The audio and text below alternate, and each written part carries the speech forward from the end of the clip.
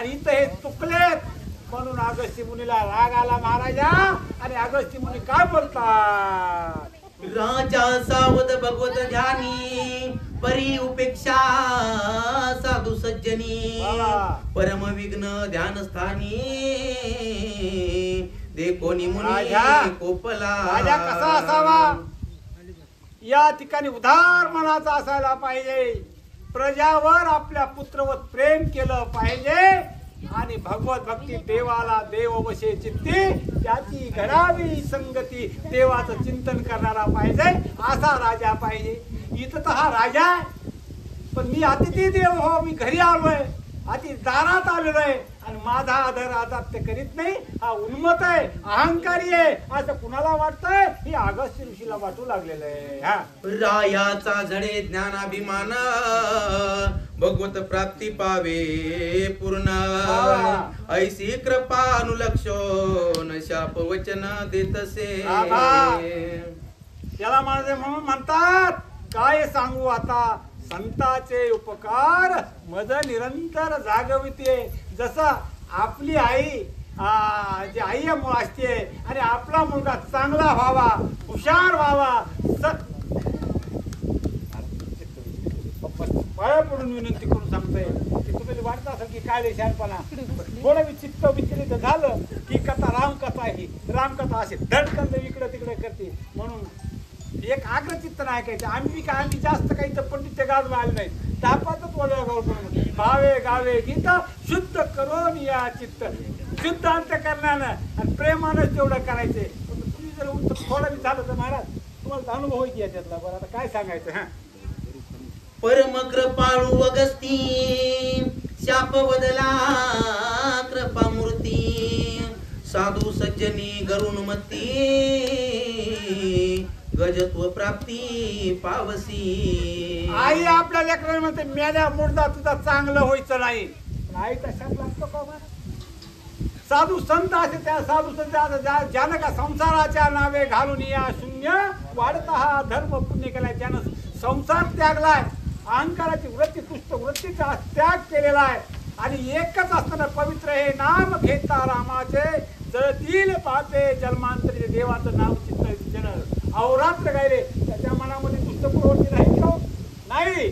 पण या राजाचा अहंकार जावा आणि हा राजा सत्कर्मी व्हावा आणि या राजाची जोपर्यंत चंद्र सूर्य आहे तोपर्यंत कीर्ती व्हावी ही इच्छा मनी धरून या ठिकाणी अगस्त्य ऋषी काय केलंय?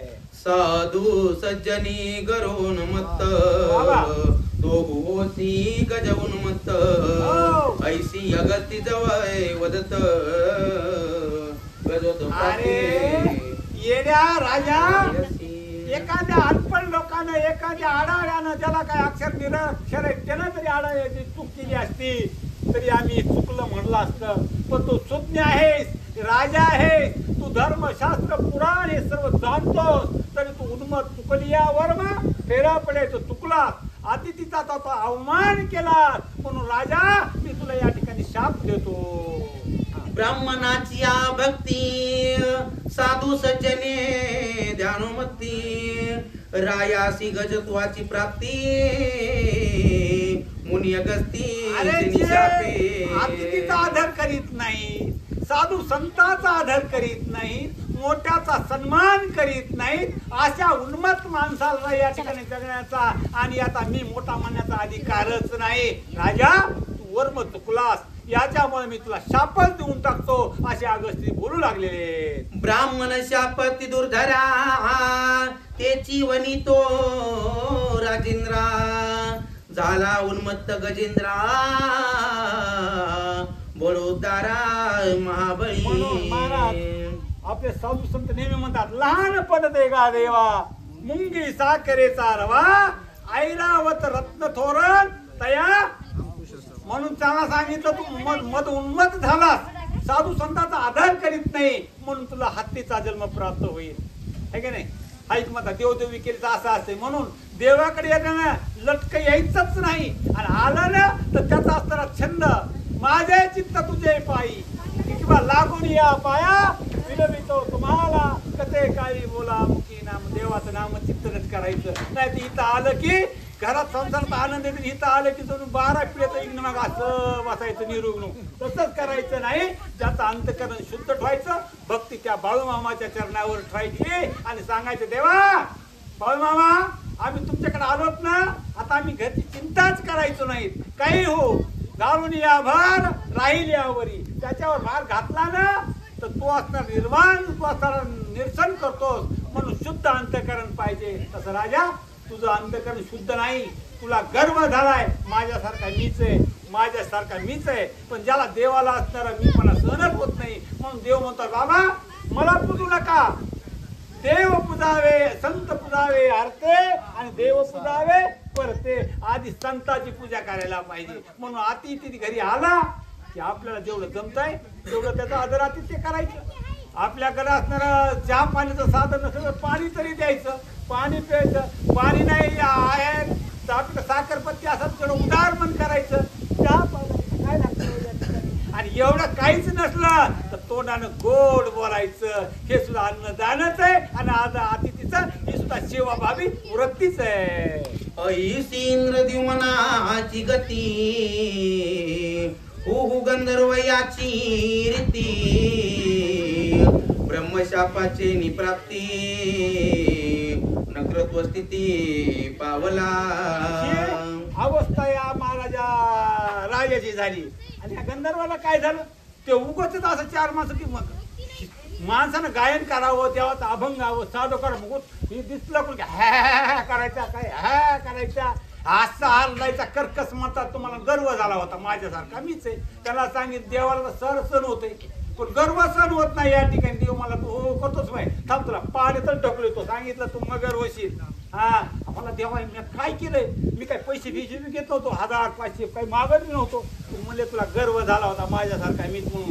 सर्व जगाला असणारा तो कमी लेखित होता समजा लोकांना, म्हणून तुला शिक्षा देतो. असं आगळशी दुसरे एकाच बाणामध्ये दोघांना बी माराचा गर्व हरण केलं आणि सांगितलं आता तुम्ही चुकणार नाही. म्हणून संसाराच्या संगे तापलो मी देवा, या संसारात चूक नाही. म्हणून संसार करायचा आहे ना काही दिवस करावा, पण संसारामध्ये आपल्या मुलाचा बूट त्याच्या आपला बूट मुलाच्या पायाला आला की तिथून काढता पाय घ्यायला पाहिजे. पण तुम्ही आम्ही काढीतच नाही. ह्या सुनानं असं केलं, ह्या पोरानं असं केलं, ह्या म्हातारीनं असं केलं, आपल्यासारखे आपण समजतो. म्हणून आपली किती वेळा जन्मा यावे आणि किती व्हावे फजित ही अवस्था होती. म्हणून नाथरायने सांगितलं बाबा संसारामध्ये कसं असावं, संसारामध्ये संसारी असावे असोनी नसावे. संसारात रामायचं, जास्त वडायचं नाही. लबर लई वळलं ना तो लांबतय तर लांबतय आणि हातातून दिसलं की कानच फोडतय ते. म्हणून तसा हा संसार आहे. म्हणून महाराज म्हणतात बाबा या साधू संतांनी एवढं त्यांच्यानं नामचिंतन केले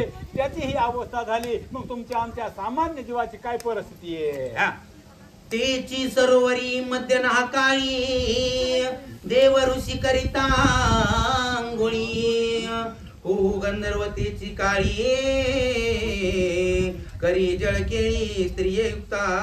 त्यावेळेला बघा या ठिकाणी काय सांगावं, पण माणसाचा भाग्याचा जर उदय आला ना महाराज असं घडतं या ठिकाणी. नाही तर या संसारामध्ये सारे येरती माईक दुःखाची जनती. या संसारात सुख नाही, सुख पाहता जव पाडे दुःख पर्वता एवढे. या हो गंधर्वाच्या ध्यानीमणी नाही. आपला परिवारासंग तो असणारा त्या तलावामध्ये असणारा जलक्रीडा करीत होता. पण तिथं तुमच्यासारखे काही साधू संत आले होते, स्नान करीत होते.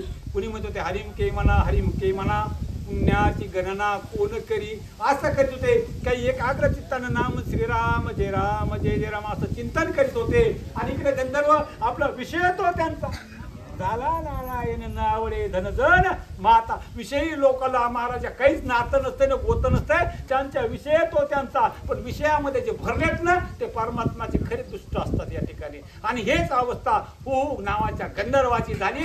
त्यानं असणारा साधू संताकडे महाराजा बघून दुष्ट कर्म केलं, वाईट कर्म केलं आणि त्याचं प्रायचित्त म्हणून अगं सांगितलं थांब तुझी मी खोडच मोडतो.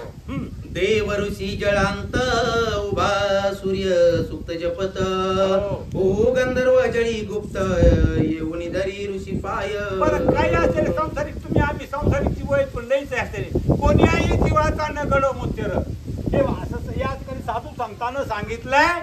पण परिस्थिती महाराज आपण कुणाचं तुमचे भांडण लागू द्या ना बघता बघता सारे असणारे गल्लीला सांगतो बघा ना त्या सारे महाराज असे दुपलं असं दुपलं काही घेणं नाही देणं नाही काहीच नाही पण नको तिथं माणसाला हे असते तसं या ठिकाणी हो गंधर्व कुणी आता गंगेमध्ये त्या याच्या सरोवरात जाऊन तपश्चर्या करायचं सूर्याला आराध्य द्यायचं त्यानं उगत उडी मारते पायाला जाऊन गुदगुल्या करायच्या अहो पाण्यात गेले मासेनं तर असं वळवळ केलं तर किती माणूस घाबरत आहे आणि इथं मगर आहे आणि या असणाऱ्या ऊ नावाच्या गंधर्वानं असं पायानं गुदगुल्या करायच्या सांगितलं तो असा गुदगुल्या करतो ना थांब पाण्यामध्ये 1 मिनिट राहता येत नाही माणसाला असं बुडी घेतली तर 2 मिनिट राहते का माणूस जास्त करतोय वरी पण थांब म्हणजे तुला पाण्यातच आता खपितो या ठिकाणी आणि तुझ्या या चुकीला ही शिक्षा आणि प्रायचित्त म्हणून तुला मगरेचा जन्म मिळेल असा शापच दिला असं केल्याबरोबर हो गंधर्व मग तुम्ही आता कुठं गाऊ गा पाण्यामध्ये लईच गायला तर बुडबुडेवर येते म्हणून अहंकाराचा वारा न लागो माझ्या राजा महात्म्याने सांगितलं संतांनी सांगितलंय माझ्या वारकरी बंधूंना माझ्या या वारकरी माया मावल्यांना अहंकार येऊ देऊ नको देवा त्यांच्या मुखात नेहमी देवाचंच नावाचं असं चिंतन होते म्हणून महाराज नाथराय म्हणतात हरिमुखी गाता हरपली चिंता त्या नाही मागुता जन्म घेणे त्याच्या मुखामध्ये नामचिंतन आहे तो असणारा ईश्वराची सेवाच करतो तो तुळशीला पाणी घालतो जे असणारे माऊली पती हा परमेश्वर म्हणून त्याचीच सेवा करते तिला कुठं पंढरपूरला जायची गरज नाही काशी करायची गरज नाही त्याला असणारं पंढरपूर हे त्यांच्याच घरी असते आणि पांडुरंग परमात्मा नेहमी असा असतो त्या पांडुरंग परमात्म्याची दैत मान सन्मान होतो या ठिकाणी म्हणून आपण करा सोडवण संसार बंधन तोडावे की आपण या गाडीत पडायचं नाही देवाचं नाव घ्यायचं आणि जीवाचा उद्धार करायचा ग्रह जैसा उदकी येवोनी झोंबे काय की तैसाची गंधर्व विवेकी झोंबला तवकी ऋषी पायी या देवानं अनमोल असा आपल्याला देह दिलाय हे विनाकारण आलो अधोगती घालायची नाही माय बाप तुम्ही म्हणतात काय देवाचं कर्तव्य अरे देवानं अमोल असताना देह दिलाय महाराज हे डोळा दिलाय हे डोळा कशासाठी दिलाय इतराकडे वाईट नजरेनं बघण्यासाठी दिला नाही डोळे तुम्ही घ्या रे सुख पहा माझ्या विठोबाचे मुख हाताला सांगितलं हाता तू काय कर या हातानं सत्कर्म कर पायाला सांगितलं तू पंढरपूरला जा आल्यानो संसारा जावे पंढरपुरा कसं जावा पाहिजे पहिलं पुरी पायानं जात होते आता साधनं झाले म्हणून प्रत्येकानं दिलेले आहेत म्हणून एका इंद्रियाचे महाराज किंमत करता येत नाही असा अमूल्य देह दिलाय ना देवे दिला देह भजने गोमटा देव भजनासाठी त्याचा नामचिंतना देण्यासाठी दिलाय ना प्रपंच करा कामामध्ये काम करा पण मुखामध्ये रा असणारा देवाचं नाम घ्या त्याशिवाय आपल्या जीवनाचं सार्थक होणार नाही असे नाथराया सांगतात पाया झोंबता सत्वऱ्या कोणी शापी ऋषीश्वर गुप्त रूपे जळचर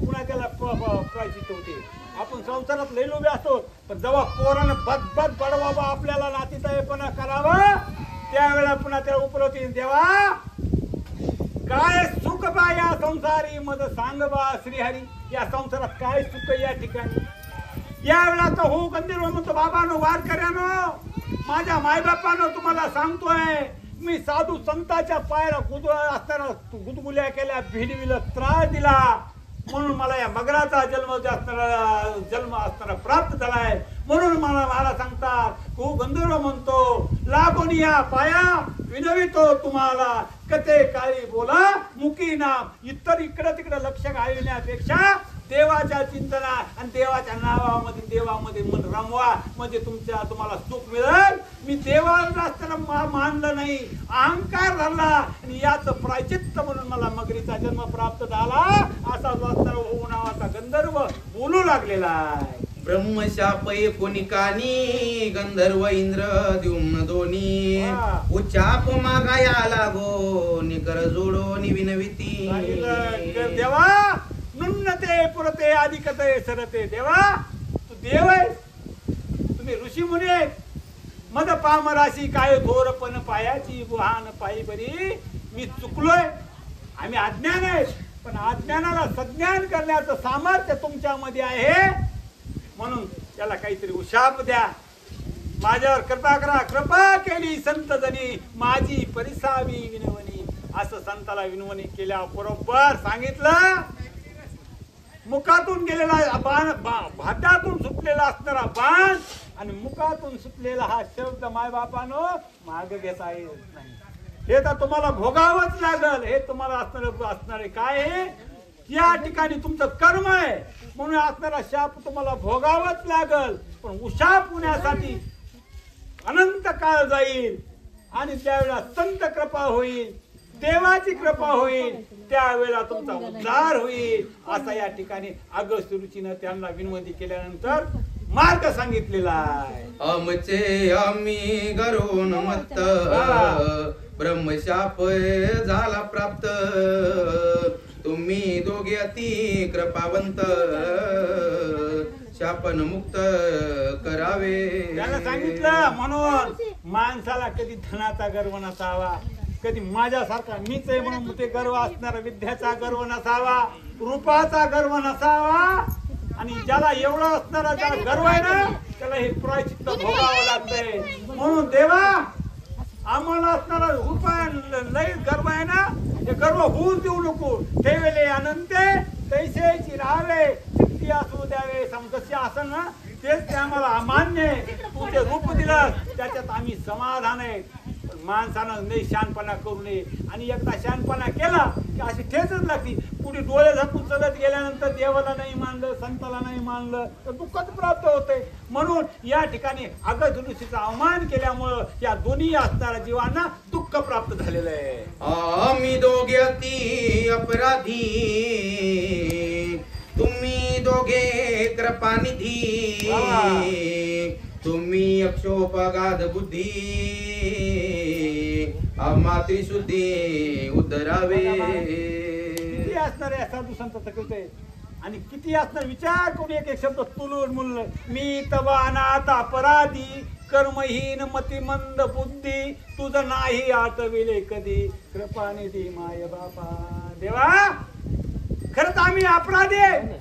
तुझं नामचिंतन केलं नाही, तुझं गुणगान केलं नाही, कधी अन्नदान केलं नाही, कधी असणारा फुकटचं तोंड आहे पण या फुकटच्या तोंडानं तुझी सुद्धा केली नाही.